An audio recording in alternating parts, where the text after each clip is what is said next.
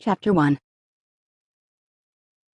The clap of the back door swinging open caught Liam's attention, and he spun around. He'd been outside in the late January cold with his soon-to-be stepsons for half an hour, and the afternoon light was fading. But the sight of his two beaming girls renewed his enthusiasm for backyard sledding. His baby girl and his fiancée, who would be his wife in 19 days, a union more than a year overdue, but his bride wouldn't be rushed. She'd done it all once before, and this time she said she wanted to get it right. Looking at her proudly presenting their toddler in her puffy pink parka, Liam wanted to remind her again, for the umpteenth time, that there was no way they could get it wrong. But it would just fall on deaf ears. "Ava loves her new snowsuit," Evie said, beaming. "We thought we'd join you guys." His daughter didn't look quite as enthusiastic as her mother about this plan, but that was probably par for the course for 1-year-olds. And her brothers were having a blast, sliding down the small hill at the back of their property. He slid his gaze over Evie's own snowboard pants. "And if you have to go down on the sled with her?" Evie winked. "The sacrifices I make for my children, right?" He chuckled as they came close enough for kisses. "Never change. You're perfect." "You're not going to say that after I tell you I've changed my mind on table centerpieces again. I've got some pictures to show you after the kids are in bed. No excuses." Busted.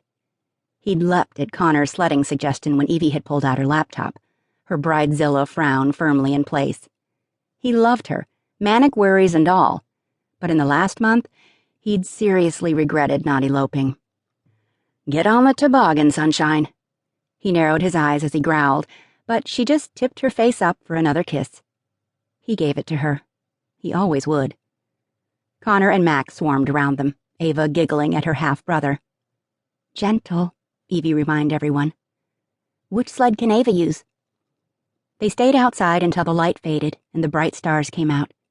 Stars he'd never seen in the city, it felt like. Blinking diamonds in the sky that reminded him of his woman. Inside, they warmed up with a lentil stew that wasn't half bad, and store-bought brownies, which were awesome. Evie took Ava off to bed, while Liam and the boys devoured dessert. She reappeared with the dreaded laptop as they finished, rolling her eyes at Liam's obviously pained expression. "I think the schedule needs to change again. And the centerpieces? Just do whatever you want, sunshine. Seriously, it'll be great."